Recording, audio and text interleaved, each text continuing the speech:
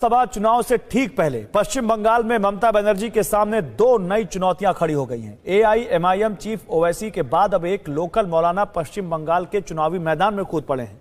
BJP की मजबूत किलेबंदी से जूझ रही दीदी के लिए ये दोनों क्यों मुश्किलें खड़ी कर सकते हैं, समझने के लिए देखिए ये एक्सक्लूसिव रिपोर्ट।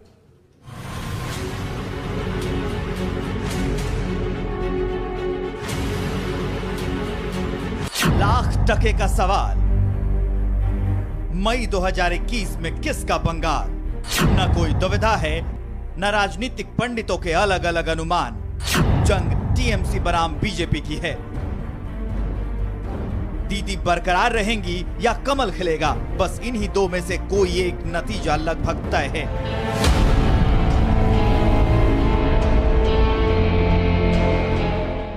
लेकिन कुछ चेहरों ने जंगे बंगाल में अचानक एंट्री मारकर मुकाबले को दिलचस्प बना दिया है।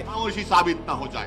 पहले एआईएमआईएम के ओवैसी का ऐलान बंगाल आया तो अब हुगली इलाके में प्रभाव रखने वाले मुस्लिमों के धार्मिक नेता अब्बास सिद्दीकी ने दीदी के खिलाफ बिगुल फूंक दिया है। पीरजादा अब्बास सिद्दीकी ने बाकायदा ममता से मुकाबले के लिए नई पार्टी लॉन्च करने की तैयारी कर ली है। यानी अब दीदी की चुनावी राह में एक के साथ दो दो बखेड़े हैं, क्योंकि ओवैसी पहले ही ताल ठोक चुके हैं। मैं लड़ूंगा भाई, बंगाल लड़ूंगा, यूपी लड़ूंगा, भारत का हर इलेक्शन लड़ूंगा। मैं किसी के मातहत काम नहीं करता, मेरी पार्टी है, मुझे इख्तियार है अपनी पार्टी को फैलाने का। दरअसल पश्चिम बंगाल में करीब 30% मुस्लिम वोटर हैं। मुस्लिम वोटरों की यह संख्या देश में कश्मीर और असम के बाद बंगाल में सबसे ज्यादा है। बांग्लादेश सीमा से लगे कई जिलों में तो पूरी तरह से मुस्लिम आबादी का दबदबा है।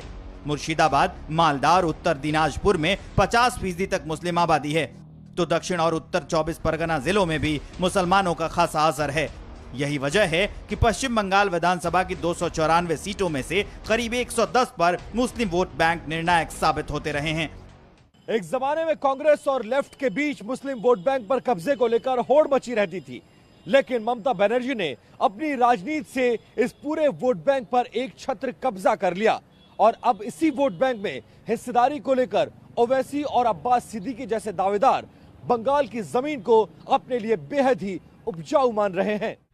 TV9 भारतवर्ष ने जब इस डबल एम फैक्टर की चुनौती पर टीएमसी के सीनियर नेता सौगत राय से बात की, तब सौगत दावे के साथ कह रहे हैं कि बंगाल न हैदराबाद है और न बिहार, ये प्रदेश ओवैसी के लिए दूर की कौड़ी है।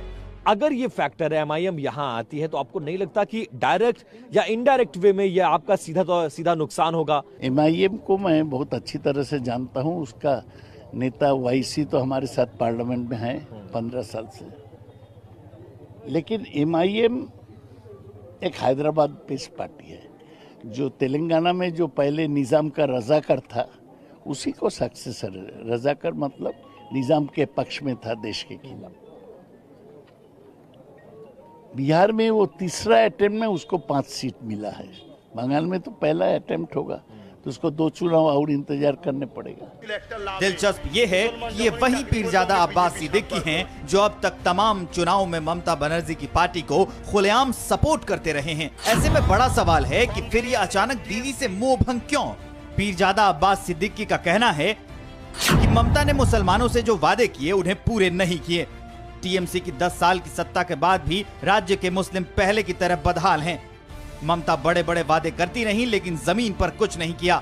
मदरसों में होने वाली नियुक्तियां भी इस सरकार ने रोक दी। चुनाव सिर पर है और सिद्दीकी के पास ममता के खिलाफ शिकायतों की लंबी फहरिस्त है।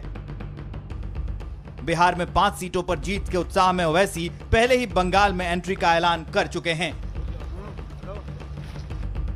और अब ये पीरजादा अब्बास सिद्दीकी। लेकिन दीदी के लिए ओवैसी से भी ज्यादा मुश्किलें ये सिद्दीकी साहब पैदा कर सकते हैं, क्योंकि राज्य की 90 विधानसभा सीटों पर उस फुरफुरा शरीफ का असर माना जाता है जहां से ये अब्बास सिद्दीकी ताल्लुक रखते हैं। यानी करीब 30% मुस्लिम वोट बैंक पर अपना एकाधिकार मानने वाली दीदी के सामने अचानक एक साथ दो चुनौतियां सामने खड़ी हैं। एक तरफ आउटसाइडर ओवैसी हैं तो दूसरी तरफ insider Abbas Siddiqui. Bureau report, TV9 Bharatvarsh.